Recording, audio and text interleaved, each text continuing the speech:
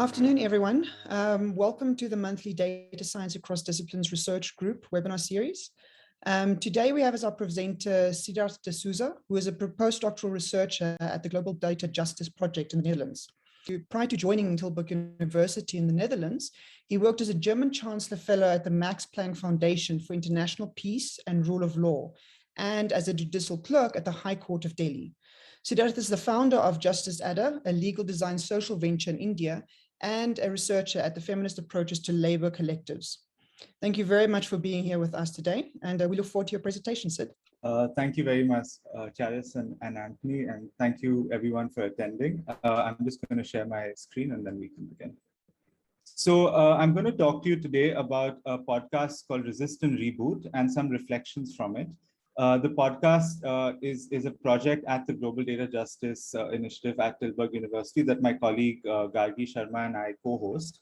And what I'm going to do today is tell you a little bit about why we decided to do this podcast series, what was the sort of purpose behind focusing on civil society organizations as we had done, and also share some reflections on the strategies that we've seen through our different conversations with activists, policymakers, lawyers around the world, and also to share whether you think you've seen some of these ideas also in your own work.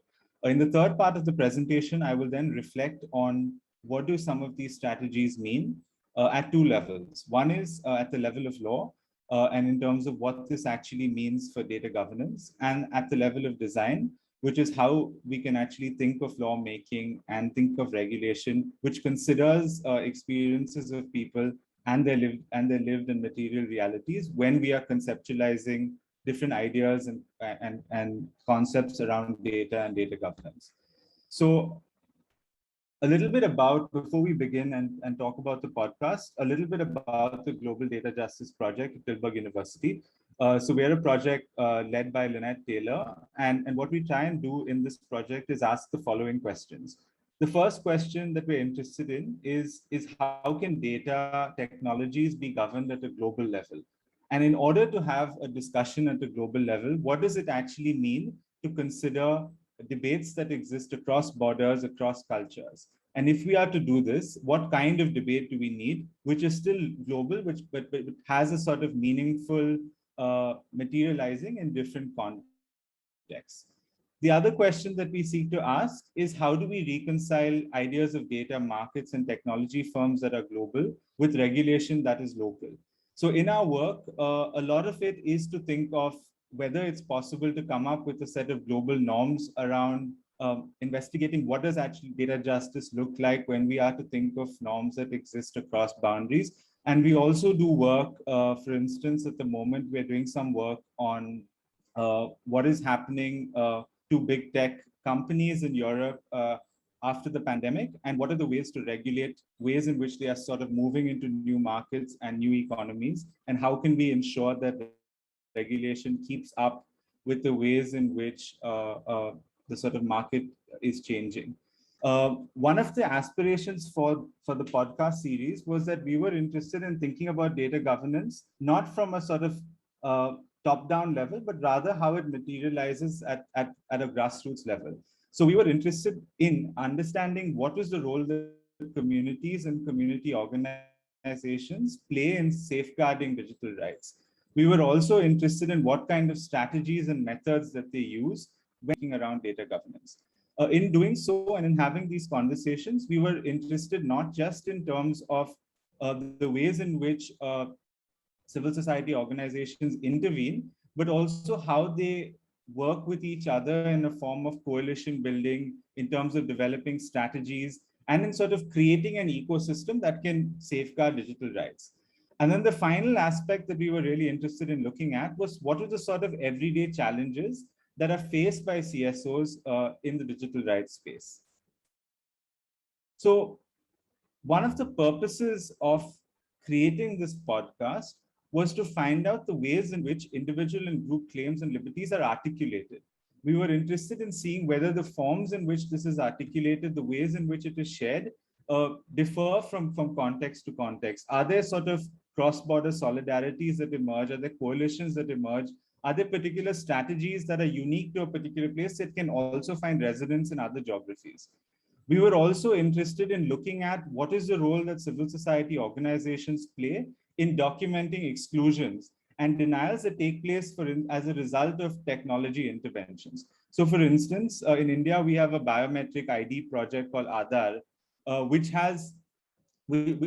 started out with the intent of making more efficient welfare delivery. But what has happened in the last 12 years is that Aadhaar has also become synonymous with different kinds of exclusions because of the way in which the project has been deployed. So there are several sort of delivery challenges in terms of access to infrastructure, access to stable internet, creating sort of spaces where people can actually access the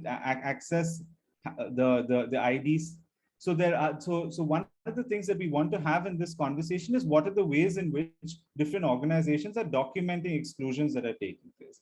The third aspect that we are interested in looking at is how to think of data governance that can actually create capabilities and create agency for people to be able to assert their rights and also be aware of them. So we wanted to understand whether there are already campaigns taking place across the world that are sort of not only providing information and literacy, but are also providing actionable ways in which people can actually be able to sort of take action for rights that are due to them.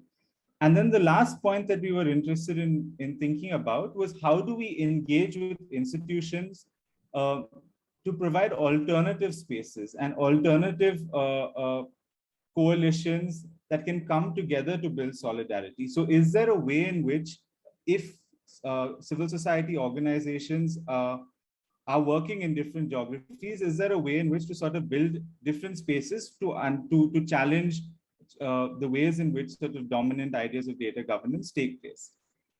So in the course of the last few months, since March, we have had a series of podcasts. The whole podcast series will have 10 episodes. And in these 10 episodes, we have spoken to, as I mentioned, activists, lawyers, policymakers, academics. Much of the discussion has centered around certain projects that our speakers were interested in sharing, and they were interested in sharing from a perspective of what would this mean in terms of ascertaining certain strategies that can also be shared across the globe. They were also interested in looking at strategies in terms of storytelling, in terms of creating campaigns, in terms of strategic litigation, and also in terms of coalition building. So we've had, until now, we've released 7 episodes, which look at different kinds of topics. They look at the role of exhibitions and artifacts in terms of materializing data governance. It looks at the role of gender, of bodies of autonomy, and the role that storytelling plays in order to sort of have conversations at the intersection of gender and technology, which in the case of our second episode with a speaker from Nepal, Shubha, she articulated how these conversations are often very fragmented. We've also had conversations around data colonialism and the importance of having a non-aligned technologies movement. We've spoken of global solidarity and how we need to build coalitions across borders. We've had a conversation on what does a feminist approach to data actually mean and how to think about this, as well as the role that litigation plays and the intersection between litigation and campaigns to create a sort of movement around digital rights. And then finally, our most recent episode has been on pandemic politics in the Philippines, and we were looking at questions of disinformation and the implications that this has on human rights, particularly during the pandemic. And what's been interesting in these different conversations is the way in which that there are spaces that are being created by civil society organizations and strategies that in many ways overlap with each other, but in some there is also a potential to have to look at alternatives because of the nature of the political system, the nature of the funding, the nature of the kind of support that different organizations reach. So what I'm going to try and do in the rest of today's presentation is speak to you a little bit about what are these different strategies and why some of them have sort of huge impact and potentially, and also I'll also be interested in hearing whether you see some of these strategies also in your own work in South Africa. So the first sort of theme that I'd like to talk about is the role of storytelling and the role that storytelling plays in campaigning. And I draw from a project from Tactical Tech, where we spoke to the head of the Tactical Tech Grassroots Misinformation Project. And what the Grassroots Misinformation Project seeks to do is that it seeks to have and create objects, create posters, create videos that are aiming to sort of demystify complex concepts. So what they do, for instance, in this classroom misinformation exhibition is that they have posters that will explain to you, for instance, why your smartphone can actually engage and control you in different ways. What are the ways in which it speaks to different kinds of emotions? What are the ways in which you get pulled in depending on the tone of the notification, depending on the kinds of apps that you have? They also explain to you ideas, for instance, about what it means to be hooked and what it means to be hooked towards technology. And then they have different exercises, for instance, on how much screen time you spend, where you spend your screen time, what kind of ways you can analyze forms to sort of detoxify your online screen presence. So what they try and do, and why we found this particularly interesting, was that in addition to sort of demystifying what it means to understand privacy, to understand well-being, to understand security in the context of our everyday engagements with technology, they try and build a narrative that fits within our own sort of lived experience. So Tactical Tech, as an organization in Germany, argues that they want to sort of give information about technology in people's known context. So the awareness building that takes place is not something that is an abstract sort of awareness building, but happens very much in terms of how people interact with technology in sort of everyday connections and everyday basis. And their emphasis through these exhibitions is also on individual action, that there is a possibility to sort of understand that these are the consequences of certain actions, and this is what you can do in order to remedy it. And this is what I'll also come to in the next slide, which is on democratizing information. Now, Tactical Tech, as part of the Glassroom Misinformation Project, also has something called the Data Detox Kit. And the Data Detox Kit is an interesting exercise because what it does is it gives you a set of exercises that can enable you to sort of take action, as I mentioned just now. So for instance, they tell you how to, for instance, tidy up your apps. They give you an alternate app center. They tell you what are the ways in which you can sort of check your social media presence online. They ask you if you would like to de-Googleize your computer. So they're very sort of everyday actions, and they have a sort of 8-day detox kit, which enables you to sort of reflect in both a critical but also in a fun way of what are the ways in which you are sharing your data, what are the ways in which you are engaging with different products, and how can you sort of, if you are so interested, be more critical about the choices that you make. So what they do is, as I mentioned on the slide, is they provide material that people can actually use, because when they are focusing on sort of usability, they want this to be a kind of immersive experience, that you are not just passively engaging with certain information about rights, about duties, but you are actually having an opportunity to understand what are the implications if you don't. So through this sort of immersive storytelling, they break down complex ideas of rights, of entitlements, of privacy, of well-being, of security in a digital world, and provide tools to also take action and have agency in this particular scenario. So in our first conversation as part of Resist and Reboot, one of the things that struck us was that in thinking about data governance, how can we think about it in a way and break down what does governance, regulation, and law mean in a way that connects to how people presume or understand law to be. So not law as it may be in books, but also law as it emerges in action, in people's known context. The third strategy that I want to share comes from an organization in India called the Internet Freedom Foundation. Now, they're an organization that specializes in digital rights, and They also do campaigns and strategic litigation. Why I want to share these two particular examples is because these two examples are interesting from the standpoint that they are setting about creating archives. And so there are two projects. One is a project on facial recognition systems in India. And this project seeks to analyze across the country what kind of technologies are being introduced, how they're being introduced, who is producing them, what kind of regulation actually exists. And if you actually look at the image here and where my cursor is, they've also identified different ways in which you can join this project. So in our conversation, one of the interesting elements of the strategy adopted by the Internet Freedom Foundation is that this is a volunteer-driven project, but they also have ways in which the general public can connect. So they have a way in which you can report an FRT system if you so know of one. So it's a sort of crowdsourced way of collecting data.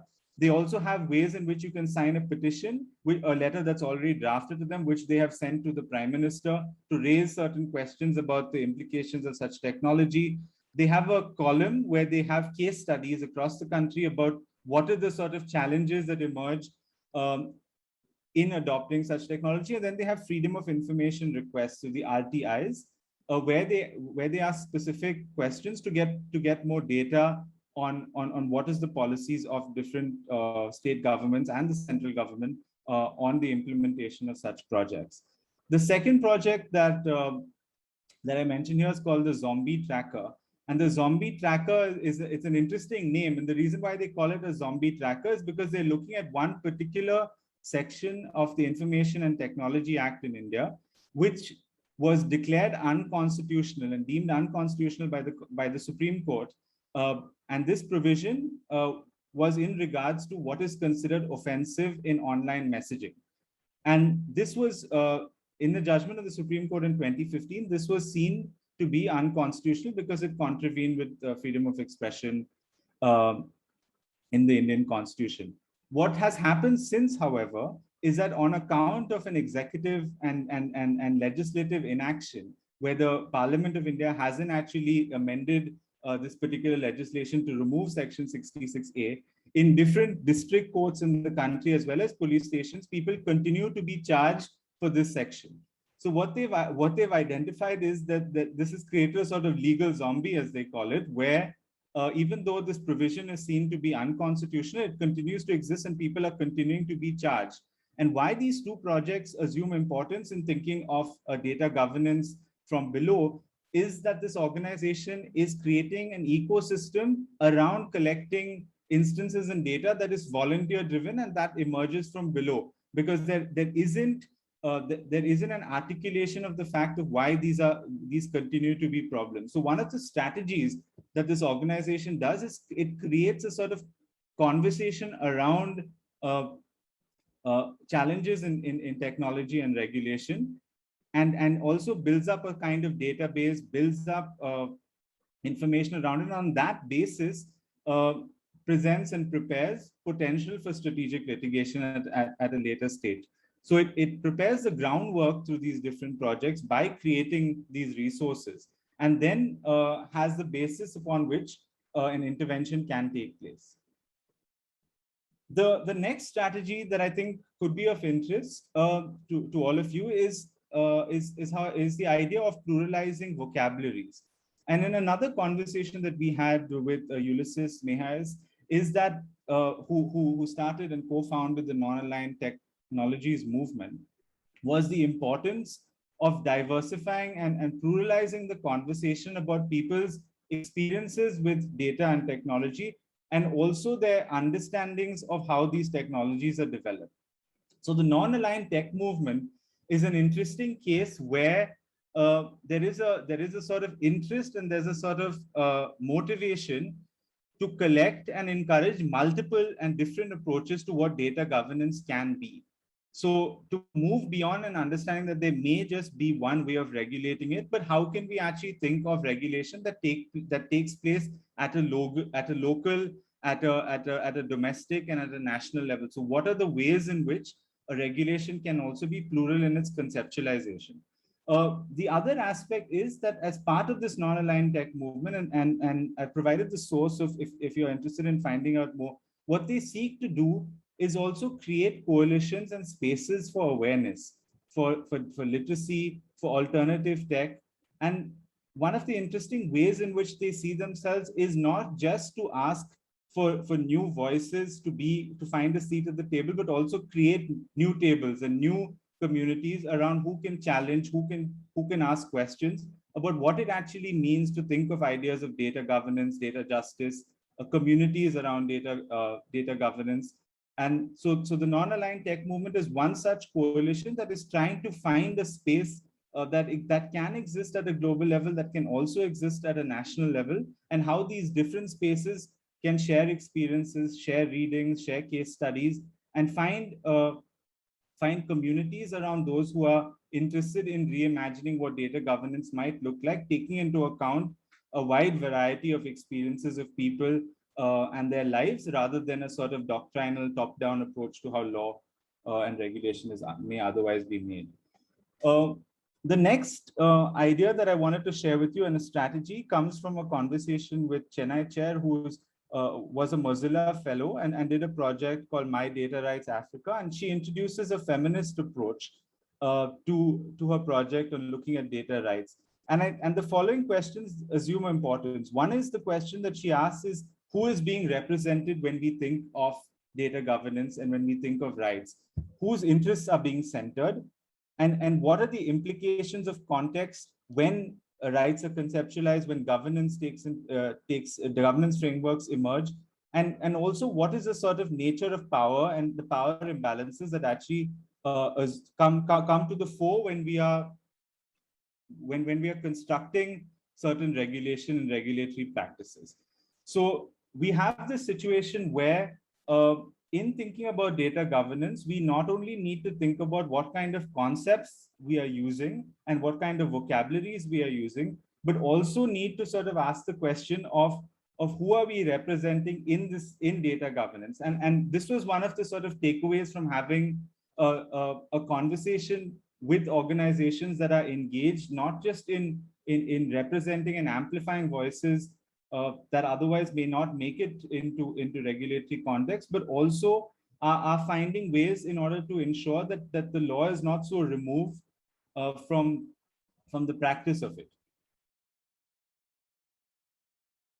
The next aspect that also emerged in terms of our conversations was the importance of different organizations to have spaces of solidarity. And EDRI, which is an organization based in Europe, is a coalition of digital rights organizations that all come together to work on various issues, from policing and technology to the artificial intelligence regulation. And this particular project that I share with you today is called Digital Dignity. And the idea here is to acknowledge that the ways in which marginalizations take place in technology are very different, and we cannot sort of universalize it. We also have to think about what kind of impacts technology have in terms of exacerbating power imbalances. Can we think of the challenges of discrimination in technology? And can we also think of the sort of intersection between productivity and risk? And this is also a challenge that we see in India, where, for instance, the Supreme Court, in its attempt to make cases happen more efficiently in an Indian context, are also resorting to sort of making and automating administrative functions of the court. But a debate that is going on currently is, by sort of automating certain administrative functions, what are the kinds of risks involved for those who may not necessarily have the same kind of digital access in a country where there is a huge digital divide? But what this digital dignity community seeks to do is similar to the non-aligned tech movement, is to create, again, informal spaces to share stories, to develop case studies, to have working groups on specific topics. And why there seems to be this need to create these kind of coalitions and create these kind of communities is for at two levels. One is, from our conversations, it's clear that there is a need to document certain strategies that work and why they work in particular contexts, but also in order to provide the kind of support that certain campaigns and certain projects may need that may not be able to come nationally, and therefore requires sort of international support in order to amplify the efforts of the organization on the ground. So the space of solidarity and the idea of solidarity has been a sort of recurrent theme in the podcast so far, in terms of what does solidarity mean? Is it something that emerges in terms of a sharing of knowledge? Is it in terms of visibilizing and representing voices that are otherwise marginalized? Is it a strategy that involves something more logistical in terms of supporting at a funding level, supporting at a political level? So the idea of solidarity as a concept has emerged in multiple conversations in the podcast. And one of the things that we are seeking to do is to try and understand whether it is possible that spaces of solidarity that emerge in these informal things can also be something that can be integrated in thinking about data governance. That can data governance also be such that we look at not just how individuals access their rights, but also what are the implications of groups and communities that may sometimes be separately and additionally discriminated on the basis of their access, who they are and where they are based, and how can certain protections account for this kind of experience as well. There's a question in the Q&A from Debang. Do you have any comments on the usage of these technologies on mobile borders, so data and view systems, and the implications of migrants or refugees? Should they be regulated? Why and how? So that's thanks for that question. That's definitely a tricky question, and I think a big debate on its own. I mean, definitely, I think technologies on the borders have to be regulated, and I think one of the challenges that are emerging now is what kind of technologies are being specifically used. What kind of technology is specifically used on the borders? Are there certain regulations that exist in terms of their application or not, or are there technologies that are being repurposed from one particular context to then being used across borders in order to sort of close it down to migrants and refugees? One of the projects that we're doing at the Global Data Justice Project, and one of the interventions that we received was also how, in the context of Germany, for instance, technologies were being repurposed. So it was almost as if there was a kind of function creep where technologies that were meant to sort of accommodate and create sort of management of asylum homes were now also being used to police borders.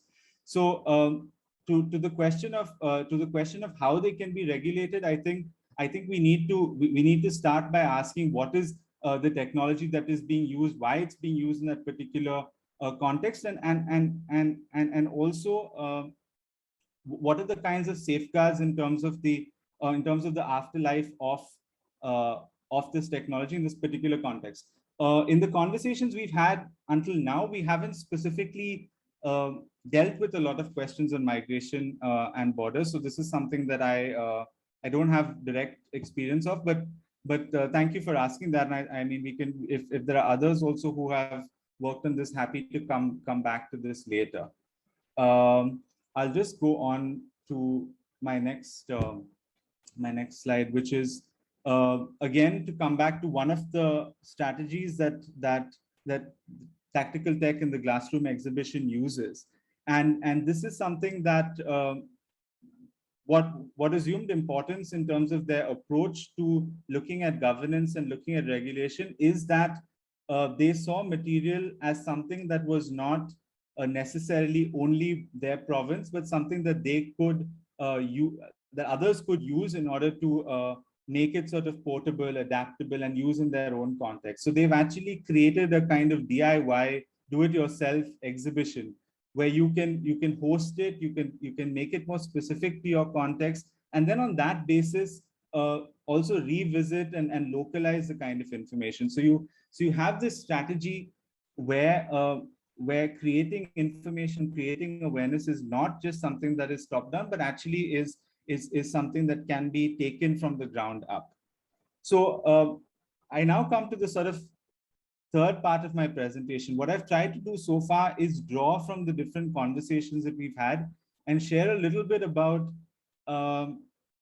what different organizations are doing in terms of thinking about digital rights, whether this is from engaging in kinds of digital literacy campaigns to sort of looking at it as sort of epistemic level where you can introduce new concepts and vocabularies, to moving further and actually thinking of ways in which you can not only create databases and create archives, but also use those archives to then enter into the code. So you have a sort of wide array of different projects and strategies that are taking place, and I want to sort of connect all this in terms of what does this actually mean at a level of law and then at a level of design, and hopefully this also pulls together the different perspectives.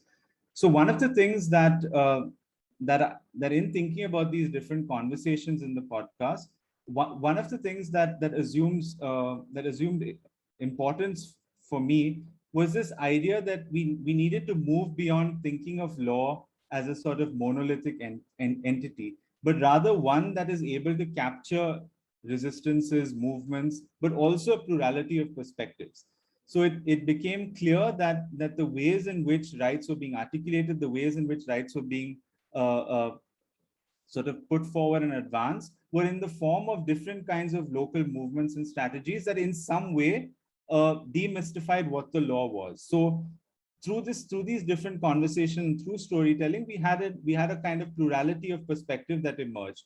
The second aspect that assumed importance was the need to look at not just legal, but also non-legal strategies that can be used to articulate needs and make claims. So, for instance, in the case of the Internet Freedom Foundation, we had a case where this organization not only runs campaigns, but takes those campaigns to sort of influence how strategic litigation can take place, creating a kind of movement and a set of voices around a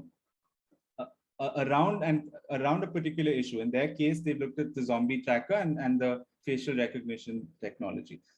The third aspect, and which comes again in the question of solidarity, is the importance of creating coalitions, building alliances. So there is a kind of buy-in, and that we understand we understand a movement towards a particular right that comes about in terms of people's known context. So a lot of organizations resort to petitions, resort to campaigns, resort to storytelling, so that the way in which these rights are articulated are communicated in very different senses. And this is an approach of sort of vernacularizing the right, where a global idea is taken, but is sort of centered in a local context and a local situation.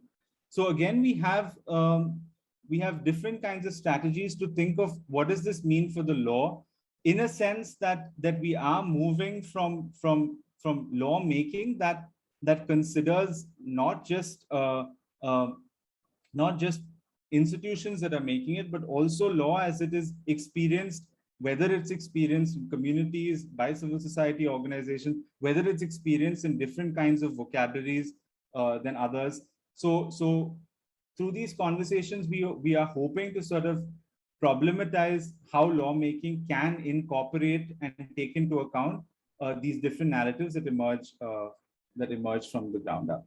And then the second aspect, and this is what I'd like to conclude with, is what does all of this mean in terms of design, and what does it actually mean in terms of us thinking at an epistemic level on what does the design of the law and regulation actually mean. And one of the first things that emerges is that in these different conversations, there is an emphasis on looking at who is and which people are marginalized by design of technologies, and what are the ways in which we can integrate the lived experiences in lawmaking.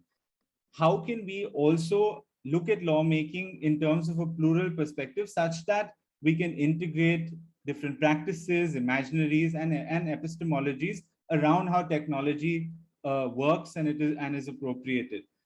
The third is that one of the aspects that have emerged is the fact that the experiences with marginalization are different, and they are different in different contexts. And should this be an issue?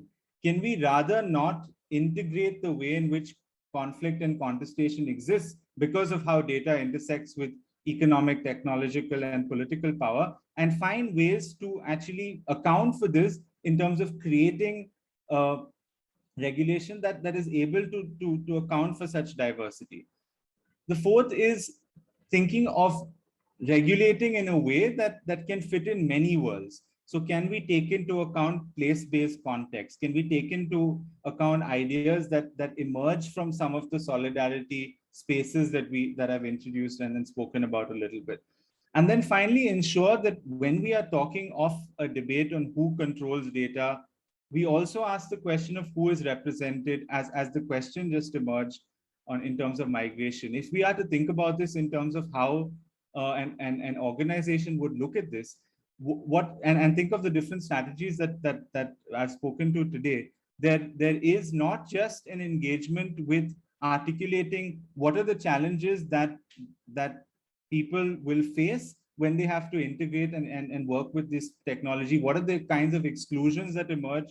And these exclusions are not just procedural in terms of the law, in terms of the technology, but also they can affect people at a distributed level in terms of access, in terms of resources.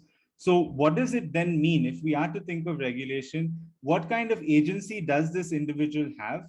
What kind of agency is protected? And then what kind of access, security, and well-being will they have? Which then comes to the question of thinking of this from a justice perspective and integrating a kind of equity in terms of our imagination of the way in which governance needs to be formed.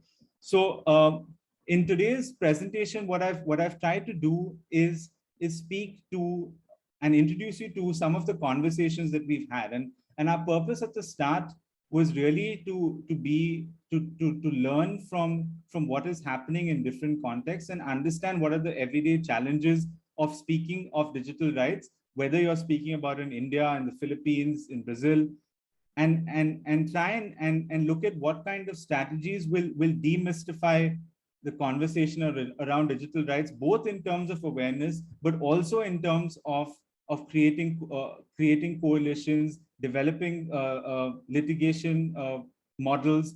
So there is in piecing together these different strategies, what I hope to offer to you today is a sort of taste of what is working in different contexts, but also challenges that oftentimes having certain strategies around storytelling, having strategies around litigation is also a function of the legal system that you are in, the political system that you are in, the kind of funding that you have, and also how you are perceived within a civil society context that may be fragmented, may be contested. So in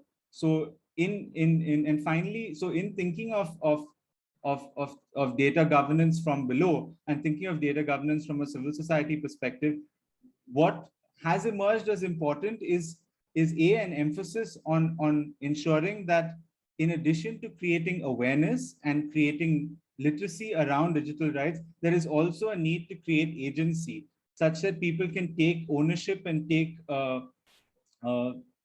command of how they can sort of represent themselves in a digital community. And at a second level, beyond thinking of people who are benefiting, also at an organization level, how can organizations come together, share practices that have worked, share challenges, but also find spaces where they can articulate what kind of failures have taken place, what vulnerabilities they face, and whether in those spaces they can come together to find ways in which to reimagine their own policy, legal, and activist context. Yeah, so thank you a lot for your attention, and yeah, I look forward to your questions. Thank you very much, Sid. Everyone, if you have any questions, please just put them either in the chat or just put them in the Q&A. I actually have 2 questions for you, Sid. So, I mean, with the latest changes in the POPI Act, everybody's becoming more and more aware of the extent to which data is precious in essence. And I just kind of always wondered, whenever I sign up for something, there's always this accept the terms and conditions, and there's always something that indicates what's going to be happening to my data. Now, we all know that those things that we have to click, there's a lot of information. It's pages and pages of documents. 99.9% of people never read it. They don't. So given that that's the case, to what extent is it actually legally binding when we've all just gone click, click, I accept the terms and conditions without actually checking what it says? Thanks a lot for that question. So that's actually been a big debate in an area that I also do some work in called legal design, which is when these contracts are being drafted, who are they being drafted for? Are they actually being drafted for the user that will come to a particular platform and will just by sheer necessity have to just scroll through as you describe and accept them, or are they just largely being written so that they can protect the interests of that company? And the answer is pretty obvious. But in thinking about how these contracts are being drafted, one of the arguments is there a way in which to draft contracts that can be more proactive in terms of how the two different parties can come together to actually have a kind of meaningful conversation? Because what we have here is we really have a one-sided conversation where consent is manufactured. It's not really meaningfully arrived at. So in terms of whether they are legally binding, yes, they are. But because